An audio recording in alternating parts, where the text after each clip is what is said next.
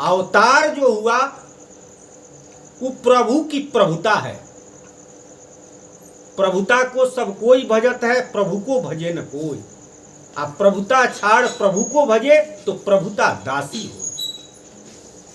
कबीर साहब जी ने कहा कि सारा दुनिया प्रभुता को ही, प्रभुता माने शक्ति, शक्ति का पूजा होता है, लेकिन शक्ति वाला कौन है? प्रकाश दिखाई दे रहा है, इस प्रकाश को जो ऑपरेट करता है, जो चलाने वाला है, अगर वहीं से लाइन काट दे तो हम यहाँ पर कितना हूँ मिस्त्रियाव करेंगे कि बल्ब जलेगा? नहीं जलेगा। तो प्रकाश को प्रकाशित करने वाला तो दूसरे जगह है। प्रकाश, प्रकाशित, प्रकाशी, इसके आगे है प्रकाशी, प्रकाशित, प्रकाश्य। लेकिन यहाँ पर तुलसीदास जी लिखे कि प्रकाश को प्रकाशित करने वाला कौन है? परम प्रकाश प्रकाशक जोई, राम अनादि औधपति सोई। अनादि राम निर्गुण ब्रह्म को कहते हैं, यानी साकेत बिहारी को, जिसको तुलसीदास जी ने लिखा कि निर्गुण ब्रह्म निरंजना कौशल्या के गोद। तो निर्गुण ब्रह्म साकेत बिहारी का अवतार होता है, जो कौशल्या के गोद में आते हैं। ये प्रकाश को प्रकाशित करने वाले हैं, प्रकाशक हैं। प्रकाशी तो इससे आगे है, प्रकाश्य और प्रकाशी, प्रकाशी उससे आगे है। तो निर्गुण ब्रह्म जो साकेत बिहारी हैं, उनका नाम अवतार होता है तो राम वशिष्ठ जी रखते हैं राम नाम। लेकिन उनके स्वरूप का नाम क्या है? यह तो रूप का नाम हुआ। सर्वगुण ब्रह्म नारायण जी का भी अवतार होता है, अवतार एक ही जगह से नहीं होता है। नारायण जी का भी अवतार होता है, विष्णु भगवान का भी अवतार होता है। और लोग कहेंगे कि त्रेता में तो विष्णु भगवान आए कि नारायण जी आए कि साकेत बिहारी निरंजन भगवान आए? त्रेता में तीनों आदमी आए, लेकिन एक ही को त्रेता, ये तो चक्र है। त्रेता के बाद द्वापर आया, अब कलयुग आया है, और कलयुग समाप्त होगा तो सतयुग आएगा। फिर सतयुग के बाद द्वापर त्रेता आएगा। तो जब जब त्रेता आता है तब तब भगवान का अवतार होता है, लेकिन ये कहीं जगह से नहीं होता है। कभी साकेत बिहारी का होता है अवतार, जिसे पर ब्रह्म कहते हैं, या निर्गुण ब्रह्म कहिए या ओम निरंजन कहिए। तो किसी कल्प अयोध्या अवतारा अब प्रगटे पर ब्रह्म करतारा, किसी कल्प में, यानी किसी त्रेता में, हर त्रेता में नहीं। बाकी त्रेता में विष्णु भगवान आते हैं तो उनका भी नाम राम पड़ता है। किसी त्रेता में नारायण जी आते हैं तो उनका भी नाम राम पड़ता है। लेकिन बाकी सिद्धांत के लोग विष्णु भगवान और नारायण जी और निरंजन भगवान में अंतर नहीं समझते हैं, लेकिन तीनों में अंतर है। विष्णु भगवान और नारायण जी और निरंजन भगवान तीनों एक नहीं हैं। विष्णु भगवान देवता हैं, विष्णु भगवान ब्रह्म नहीं है। विष्णु भगवान सतोगुणी देवता है, ब्रह्मा जी रजोगुणी देवता है, और शिव जी तमोगुणी देवता है। इन लोगों में एक एक गुण है। विष्णु भगवान में एगो गुण है सतोगुण, ब्रह्मा जी में एगो गुण है रजोगुण, और शिव जी में एगो गुण है तमोगुण। और नारायण जी त्रिगुणमयी देवता है। देवता तो नहीं है, वो ब्रह्म है। नारायण जी देवता नहीं है, वो ब्रह्म है, सर्वगुण ब्रह्म। उनमें तीनों गुण है, तीनों गुण युक्त है। और निर्गुण ब्रह्म साकेत बिहारी निरंजन भगवान, उनमें कोई गुण नहीं है, वो गुण से अतीत हैं। तीनों गुण से अतीत हैं, तो तीनों आदमी में अंतर है। तीनों आदमी का अवतार होता है, लेकिन एक ही त्रेता में नहीं, किसी त्रेता में विष्णु भगवान, किसी त्रेता में नारायण जी और किसी त्रेता में निरंजन भगवान। प्रमाण है रामचरितमानस। रामचरितमानस में कश्यप और अदिति, कौशल्या और दशरथ होते हैं। एक जगह लिखा हुआ है कि मनु और शत्रुपा दशरथ और कौशल्या हुए। तो एक ही गो त्रेता में दोनों आदमी हुए। अरे किसी त्रेता में मनु और शत्रुपा दशरथ और कौशल्या हुए, किसी त्रेता में कश्यप और अदिति हुए। तो मनु महाराज जब दशरथ हुए और शत्रुपा जब कौशल्या हुई, तब विष्णु भगवान नहीं आए, क्योंकि लिखा हुआ है कि विधि हरिहर तप देख अपारा, मनु समीप गए बहुबारा। विधि माने ब्रह्मा, हरि माने विष्णु, हर माने शिव। यह पदवाचक नाम है। विधि हरिहर पद पाई, भरत न हो ही राजमद, विधि हरि हर पद पाई। यह पद का नाम है। ब्रह्मा विष्णु शिव मनु महाराज के अपार तपस्या को देख करके एक बार नहीं बहुत बार गए। मांगहु बर बहु भांति लुभाए, परम धीर न चलहि चलाए। बर मांगो बर मांगो बर मांगो, बहुत तरह से लुभावना दिए, लेकिन मनु महाराज ने क्या कहा था? जासु अंश ते उपजहि नाना, शिव बिरंची विष्णु भगवान। जिनके अंश से अनेकों ब्रह्मा, अनेकों विष्णु, अनेकों शिव उपजते हैं, और जो लोग उपजते हैं वो विनसते भी हैं। उनके लिए मैं तपस्या करता हूं। तब पर ब्रह्म जिसे साकेत बिहारी कहते हैं, निर्गुण ब्रह्म कहते हैं, उनके तरफ से आकाशवाणी हुई कि मैं वही पर ब्रह्म बोल रहा हूं, वर मांगो। तो मनु महाराज कहे कि हमारी इच्छा है कि आप दर्शन दें, हम अपने आंख से देखें। तो भगवान तो निर्गुण है, निर्गुण का दर्शन इस आंख से, माया के आंख से होगा नहीं। लेकिन उनके इच्छा को पूरा करने के लिए भगवान रूपे में आए, दर्शन हुआ, तब कहे कि वर मांगो। तो मनु महाराज ने कहा कि आप ही के जैसा हमको पुत्र चाहिए। तो भगवान कहे कि हमारे जैसा तो इस संसार में कोई है नहीं है, हमको ही आना पड़ेगा। और भगवान ने कहा कि आदि शक्ति जेहि जग उपजाया, सो अवतर ही मोरी यह माया। मनु महाराज तो आदि शक्ति को नहीं मांगे, भगवाने को, लेकिन भगवान ने कहा कि ये हमारी माया है, संसार बनाई है, यह भी आएगी। तो वही मनु महाराज जब त्रेता में दशरथ बनते हैं और शत्रुपा कौशल्या बनती है, तो पर ब्रह्म साकेत बिहारी आते हैं, और उनका भी नाम राम पड़ता है। इधर कश्यप अदिति भगवान विष्णु के लिए तपस्या करते हैं, और भगवान विष्णु जब दर्शन देते हैं तो वो भी यही वर मांगते हैं कि आप ही के जैसा पुत्र हो। तो किसी त्रेता में कश्यप और अदिति, दशरथ और कौशल्या होते हैं, तो भगवान विष्णु का अवतार होता है, उनका भी नाम राम पड़ता है।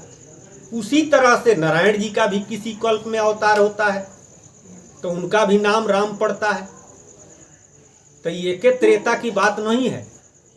जब जब त्रेता आता है तो सब त्रेता में एक ही नहीं आते हैं, कभी विष्णु भगवान, कभी नारायण जी, और कभी परब्रह्म साकेत बिहारी। तो इन लोगों के स्वरूप का नाम तो राम नहीं हुआ, रूपवे का नाम राम हुआ। वास्तव में स्वरूप का नाम भगवान विष्णु का व्यक्तिवाचक नाम विष्णु है, और नारायण जी का व्यक्तिवाचक नाम नारायण है। अवतार होता है तो नाम राम पड़ता है। और निरंजन भगवान का व्यक्तिवाचक नाम ओम निरंजन है, अवतार होता है तो नाम राम रख दिया जाता है। जिनका नाम राम है उनका अवतारे नहीं होता है, वो जन्म नहीं लेते हैं, वो भवसागर से पार है। तो सतगुरु यही भेद बतलाते हैं। वास्तव में सतगुरु उसे ही कहते हैं जो इस सारे भेद को बता करके और उस मालिक के बारे में जना दे जो सभी जीवों का मालिक है, खाली जीव का नहीं, माया ब्रह्म अजीव तीनों के जो स्वामी है, उसे सत तथा संयुक्त सत और उसमें गुरु सतगुरु कहते हैं। वह पार ब्रह्म सतराम जी जिसे सत साहब कहते हैं, जिसको कबीर साहब कहे कि अक्षय पुरुष एक वृक्ष है आ निरंजन वाके डार आ त्रिदेवा शाखा भय आ पात पात भया संसार, उसी को सतराम बाबा कहे कि सतराम जिमि सिंधु अपारा आ बूंद लहर नाहर अवतारा, आ है दरिया के लहर अनेका आ लेत लहर करु सिंधु विवेका।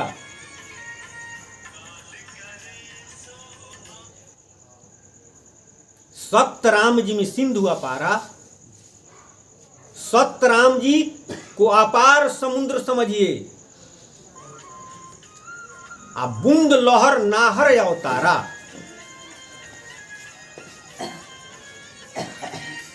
समुद्र का अनेकों लहर है,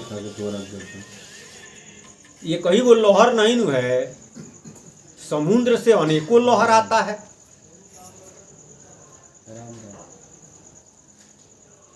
तो सतराम बाबा कहते हैं कि लेत लहर करु सिंधु विवेका, लहर लीजिए लेकिन विवेक कीजिए कि लहर आया कहां से। जैसे नदी से नाहर आया है, तो नाहर में जो पानी आता है वो नदी का पानी है। सिंचाई का समय जब आता है तो नहर में पानी आ जाता है, तो लोग सिंचाई करते हैं, उसमें स्नान भी करते हैं, लेकिन केवाड़ा जब बंद हो जाता है तो पानी आना बंद हो गया, तो अब क्या करेंगे आप? बालू में लौटाएंगे। लेकिन जहां से पानी आ रहा है वो पनिया तो परमानेंट है। वही सतराम बाबा कहते हैं कि भगवान का अवतार होता है, उस समुद्रे का लहर है, यानी प्रभु की प्रभुता है, तो उससे फायदा लीजिए। लेकिन भगवान का अवतार तब त्रेता में हुआ, द्वापर में भी हुआ, और सतयुग में भी अरे नरसिंह अवतार, चाहे वामन अवतार, कोई वो अवतार हुआ। तो जब अवतार होता है तो लोग फायदा लेते हैं, और भगवान फिर गुप्त हो जाते हैं। तो देहिक दैविक भौतिक तापा आ राम राज काहू नहीं व्यापा। लेकिन अब तो राम राज नहीं भाई, अब तो राम जी का राज नहीं है, लेकिन प्रभु का नाम राम नाम, जो भवसागर से पार है प्रभु, उन्हीं का नाम राम है। वो नामवा तो शाश्वत है, वह तो परमानेंट है। तो देहिक दैविक भौतिक तापा आ राम राज काहू नहीं व्यापा। अब तो राम राज नहीं भाई, नाम राज चहुजुग सुखदाई। जो लोग नाम के राज में रहे वो चारों युग में, अरे नामवा तो हमेशा है, सुखी रहे और आज भी रहेंगे।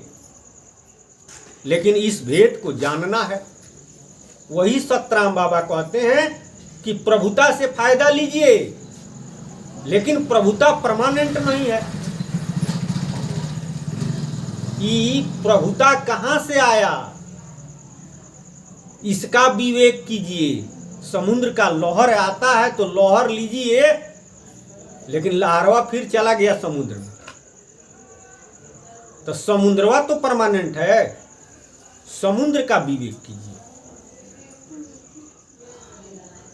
वही बात इस संसार में जितने ऊंच कोटि के संत लोग हुए, सब लोग यही बतलाए कि इस संसार में भवसागर से पार अगर जाना है तो भवसागर से पार के प्रभु का नाम समझ करके, जान करके लेना पड़ेगा, तब आप भवसागर से पार जाएंगे।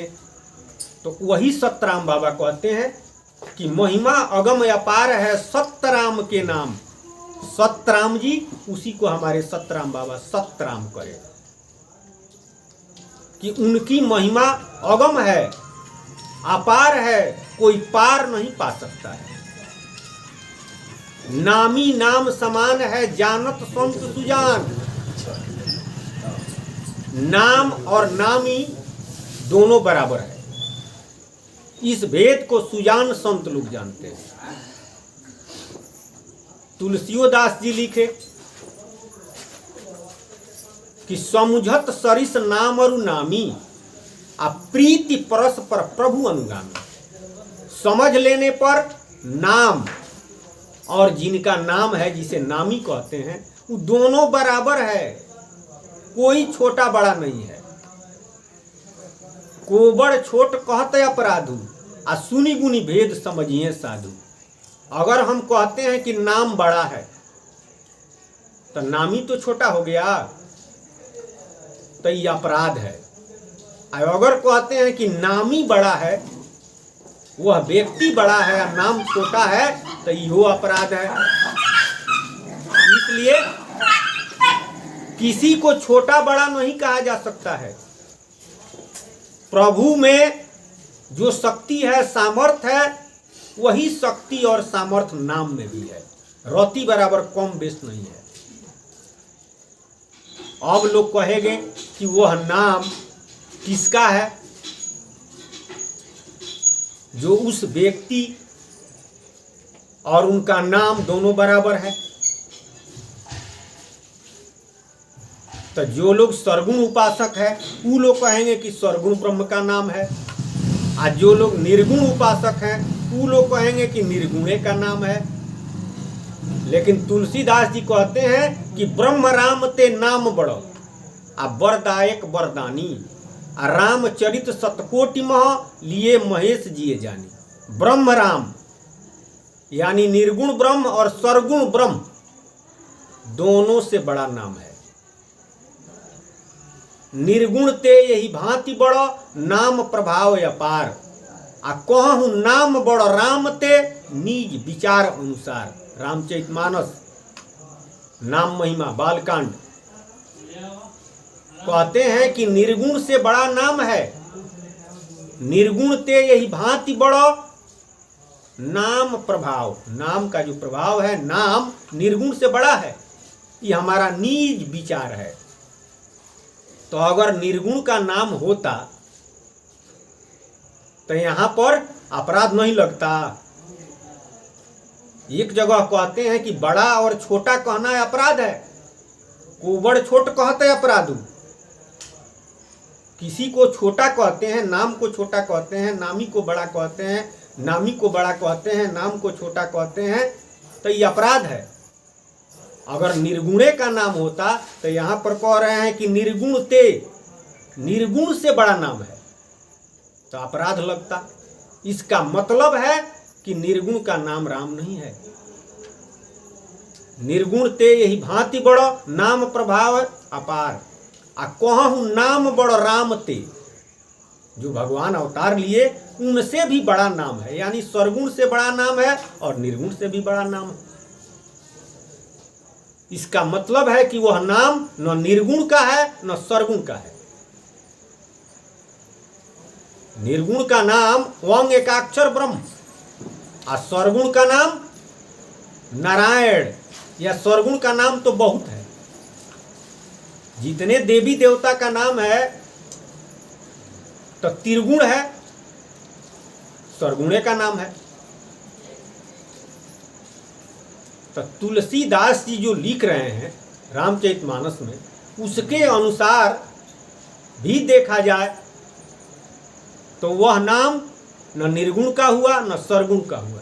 एक जगह दूसरे ग्रंथ में कहते हैं, तुलसीदास जी का भी कोई ग्रंथ है, एक जगह कहते हैं कि सरगुण रूप रुचि सरस नहीं, आ निर्गुण मनते दूर, आ तुलसी सुमिरो राम को नाम सजीवन। सरगुण रुचता नहीं है। काहे नहीं रुचता है? ज्ञान दृष्टि से सरगुण परमानेंट नहीं रहता है। अरे बाल्य अवस्था, युवा अवस्था, एक दिन वृद्ध अवस्था, एक दिन समाप्ति। सर्वगुण इस शरीर नु है, तो ये परमानेंट है। इस शरीर परमानेंट नहीं रहता है, एक समान भी नहीं रहता है, इसमें परिवर्तन होता है, ये बनता है और बिगड़ता है, इसलिए नहीं रुचता है। निर्गुण मन ते दूर, निर्गुण मन के पकड़ से दूर है। दूसरी बात, निर्गुण ब्रह्म में गुण कछु नाही, केवल ज्योति निहारो, अंत समय माया भरमाती, सो न बचाओ नारी। उसमें कोई गुण नहीं है, केवल ज्योति देखिए, अंत में माया भरमा देती है। काहे माया भरमा देती है? अरे ज्योतिये का रूपांतर जोनी है। ज्योति देखते देखते जोनी माने शरीर दिखाई देता है। जनक जी को विदेह का टाइटल मिला हुआ है, यानी ब्रह्ममय है, सारा संसार ब्रह्ममय ज्योतिमय है।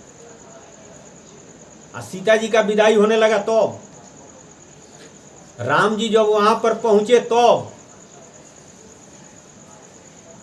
दूल्हा रूप में नहीं दिखाई दिए। सीता जी का जब विदाई होने लगा तो उस समय देखिए तो ज्योति जोनी रूप में आ गया। छोटका गहना, यानी जितना जोनी जगत है छोटका गहना है, तो इस तो ब्रह्ममय दिखाई देने लगा उनको, जो लोग ब्रह्मज्ञानी हैं। लेकिन बड़का गहना जब पहुंच गया, अरे राम जी और सीता जी ये त्रिलोक के मालिक हैं, तो ये पूरा त्रिलोको, ये पूरा ब्रह्मांडव है, ये हो एगो गहने है, तो ये भगवान पहने हैं बड़का गहना, तो उसी में भरम गए।